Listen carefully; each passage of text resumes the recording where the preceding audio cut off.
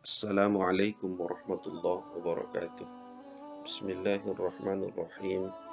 Alhamdulillah wassalatu wassalamu ala Rasulillah wa ala alihi wa sahbihi wa mawalah. La haula wa la quwata illa billah. Rabbi shrah li sadri wa yassir li amri wa hlul 'uqdatam min lisani yafqahu qawli. Apa kabar anak-anak Bapak yang soleh dan solehah? Bertemu kembali kita pada pelajaran pendidikan agama Islam dan budi pekerti kelas 6. Adapun tema kita pada pagi hari ini adalah indahnya nama-nama Allah Subhanahu wa Ta'ala. Allah Subhanahu wa Ta'ala memiliki nama yang kita sebut dengan Asmaul Husna. Asma artinya nama, husna artinya baik. Asmaul Husna adalah nama-nama yang indah atau nama-nama yang baik yang dimiliki Allah Subhanahu wa Ta'ala. Allah memiliki Asmaul Husna berjumlah 99 atau 100 kurang 1. Asmaul Husna itu bukan hanya sekedar nama, tetapi Asmaul Husna itu adalah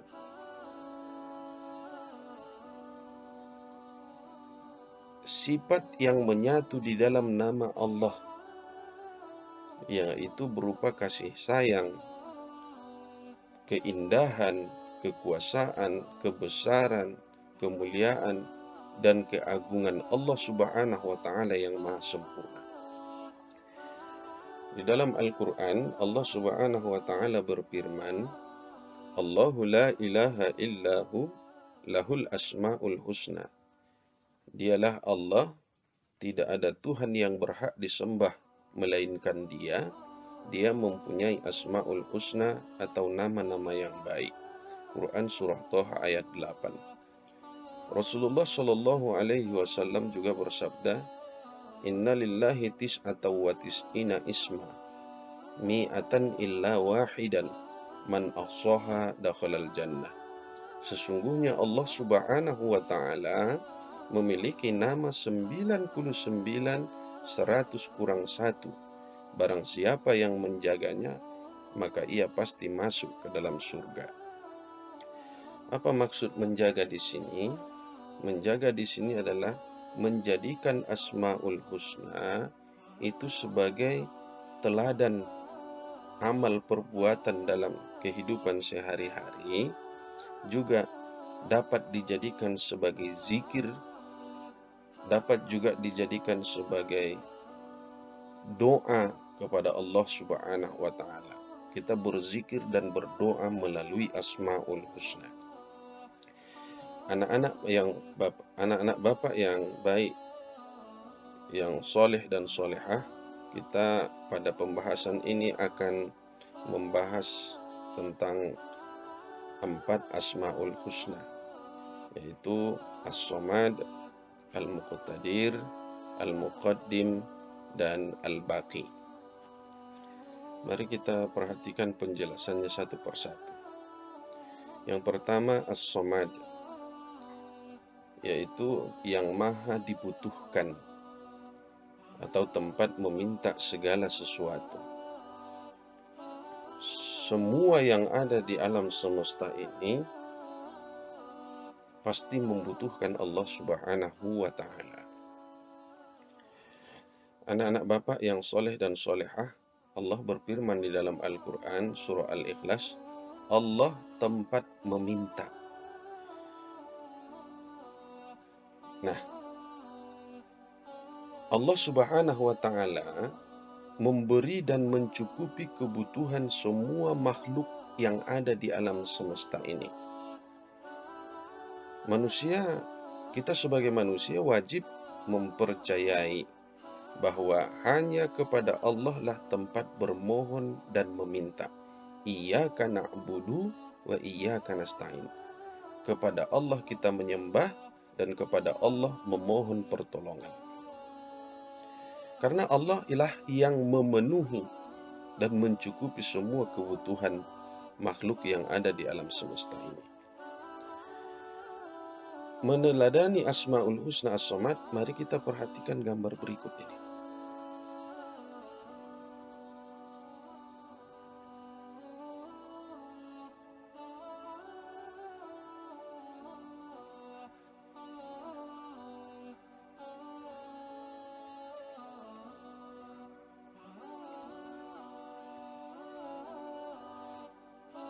Nah, dari gambar-gambar yang kita perhatikan tadi, menunjukkan bahwa manusia adalah makhluk sosial yang tidak bisa hidup sendiri dan pasti membutuhkan orang lain. Maka manusia mesti mencontoh Asmaul Husna As-Somad seperti mau berbagi, mau peduli terhadap orang lain, menolong sesama.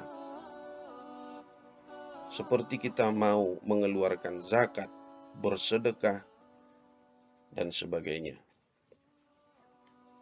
Orang yang mencontoh Asmaul Husna As-Somad, maka dia akan menjadikan Allah Subhanahu wa Ta'ala tempat dia meminta dan memohon pertolongan. Yang kedua, dia akan menjadi manusia yang berguna bagi orang lain dalam kehidupan sehari-hari.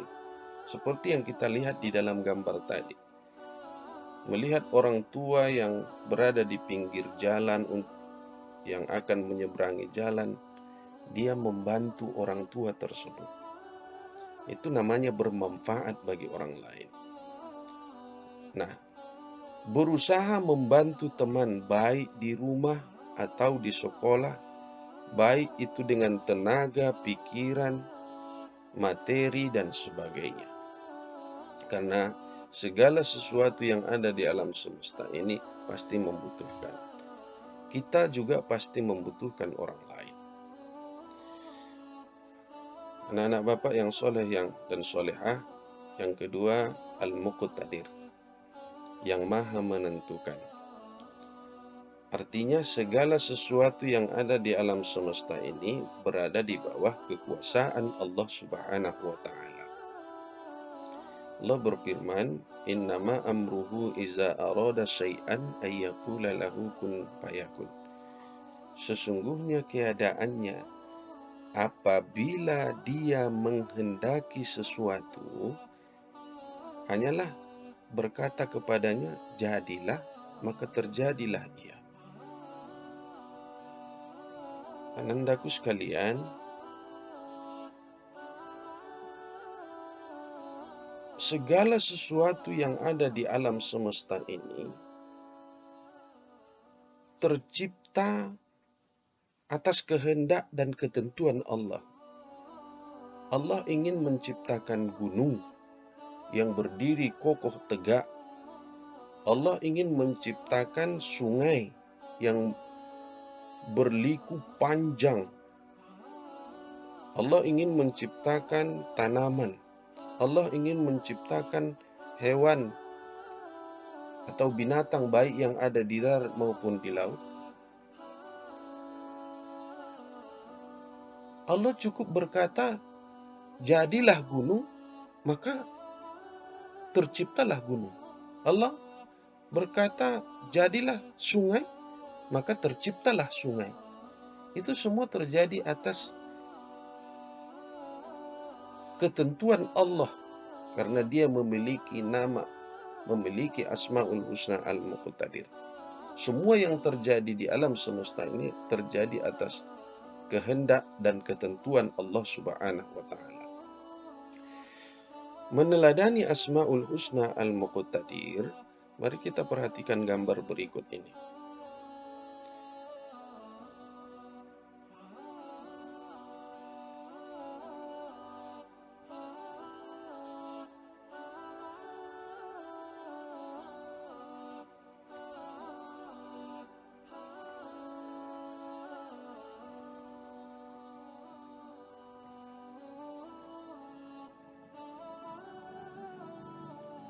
Nah, beraneka ragam ciptaan Allah Subhanahu wa Ta'ala, apakah itu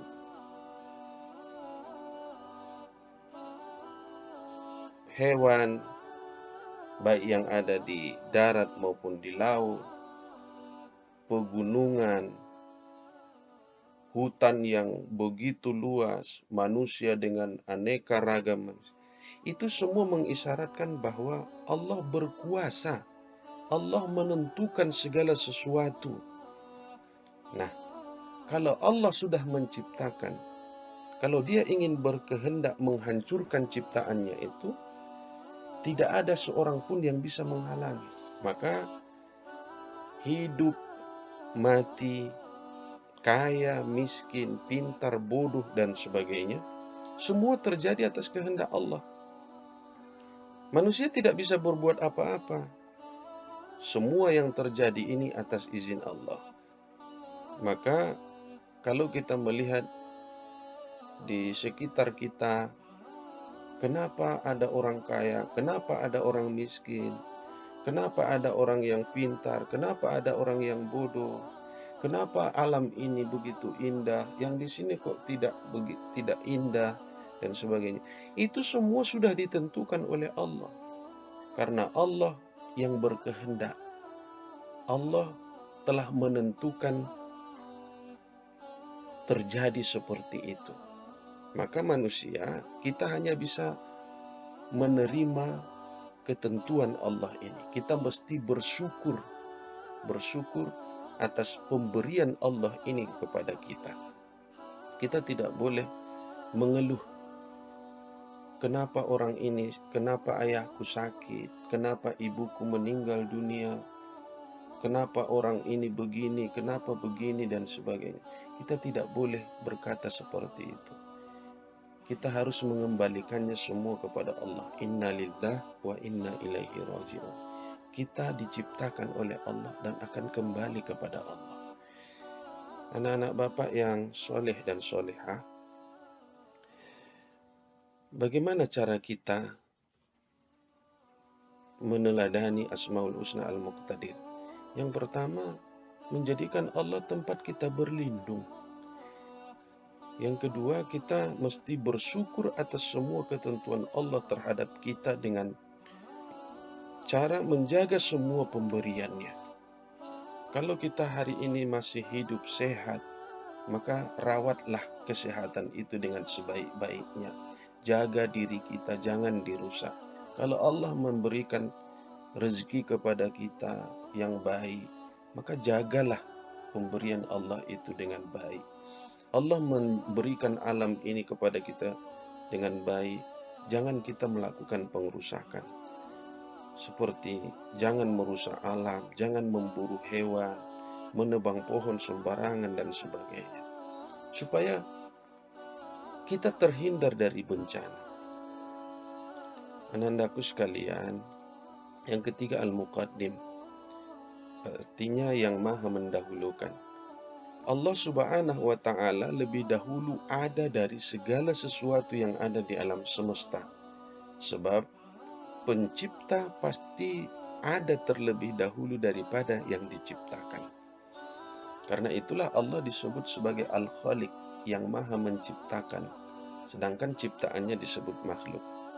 Allah berfirman di dalam Al-Quran, Inna ajalallahi idza jaa la yu'akhkharu law kuntum ta'lamun.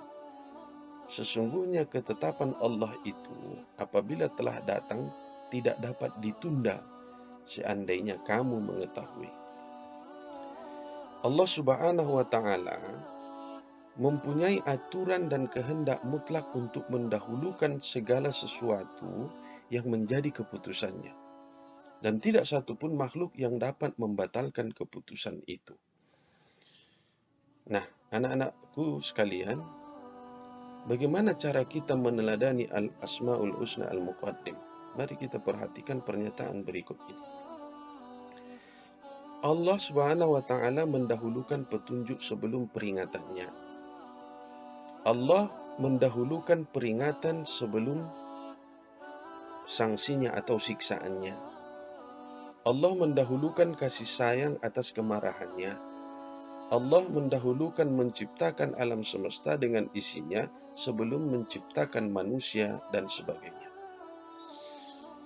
Anandaku sekalian, Sebagai manusia, kita mesti memahami bahwa mana yang harus didahulukan untuk kita perbuat, mana yang harus didahulukan untuk diperbuat sebelum melakukan tindakan. Dalam pengertian kita berpikir dahulu sebelum bertindak. Dalam bekerja, mesti memiliki perencanaan yang matang baru dikerjakan. Hal ini untuk menghindari terjadinya kesalahan yang menyebabkan kerugian baik untuk diri sendiri maupun orang lain. Dalam meneladani Asmaul Husna Al-Muqaddim, Allah Subhanahu wa Ta'ala memberikan teladan kepada kita bahwa Allah itu menciptakan alam semesta ini dengan matang, dengan semua isinya, dengan sangat sempurna. Anandaku sekalian, apa yang dapat kita lakukan? Nah, dalam berbuat kebaikan, kita dulu yang melakukan kebaikan itu. Kita ingin mencontohkan melakukan kebaikan, kita dulu yang berbuat. Kita tidak boleh hanya pandai menyuruh saja. Yang kedua, mendahulukan kepentingan umum di atas kepentingan pribadi. Itu orang yang meneladani Asmaul Husna Al-Muqaddim. Karena Allah lebih mendahulukan apa yang dibutuhkan oleh manusia terlebih dahulu, sebelum manusia itu diciptakan. Yang ketiga, mengerjakan pekerjaan yang penting terlebih dahulu daripada mengerjakan hal yang sia-sia. Contohnya, mengerjakan tugas sekolah lebih didahulukan daripada bermain. Mengerjakan sholat lebih didahulukan daripada mengerjakan pekerjaan-pekerjaan yang lain, dan sebagainya. Yang keempat, Al-Baqi, atau yang maha kekal. Allah Subhanahu wa Ta'ala tetap hidup selama-lamanya dan tidak akan pernah mati dan binasa, karena Dia satu-satunya zat yang maha kekal. Anandaku sekalian, dalam Al-Quran Allah berfirman, Kullu man 'alaiha fani wa yabqa wajhu rabbika dzul jalali wal ikram. Semua yang ada di bumi akan binasa, dan yang tetap kekal adalah zat Tuhanmu yang mempunyai kebesaran dan kemuliaan. Seluruh makhluk yang ada di alam semesta ini pasti akan mengalami kerusakan, mengalami kehancuran, kematian, kebinasaan. Nah, yang abadi hanya Allah Subhanahu wa Ta'ala. Meneladani Asmaul Husna Al-Baqi, mari kita perhatikan contoh berikut ini. Manusia lahir dan berakhir dengan kematian. Alam semesta ini diciptakan oleh Allah dengan begitu baik dan akan berakhir dengan kehancuran.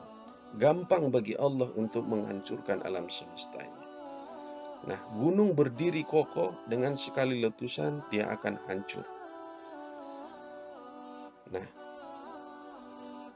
kita sebagai manusia mesti memahami Asmaul Husna Al-Baqi, bahwa kehidupan di dunia ini tidak ada yang kekal dan hanyalah bersifat sementara. Manusia akan berakhir dengan kematian, alam akan berakhir dengan kehancuran. Nah, yang abadi itu adalah alam akhirat. Kehidupan dunia ini memiliki batas waktu yang sudah ditentukan oleh Allah. Apabila waktu itu telah tiba, tidak ada satupun makhluk yang bisa mengelak. Anandaku sekalian, oleh karenanya kita harus meneladani Asmaul Husna Al-Baqi. Apa yang bisa kita lakukan? Kita mesti istiqomah atau konsisten dalam menjalankan ajaran agama Islam. Seperti melaksanakan sholat, itu kita harus konsisten. mengerjakan puasa, beribadah kepada Allah, kita harus tetap melaksanakan ibadah kepada Allah. Yang kedua, melaksanakan amal jariah atau memperbanyak amal jariah yang terus mengalir pahalanya kepada kita, seperti berinfak, berwakaf, mengajarkan ilmu, dan sebagainya. Yang ketiga, senantiasa mencari ridho Allah dengan sikap rendah hati, tidak takabur dan sombong. Begitu juga kita harus pandai menghargai waktu, sebab waktu yang diberikan oleh Allah kepada kita di atas dunia ini sangat terbatas.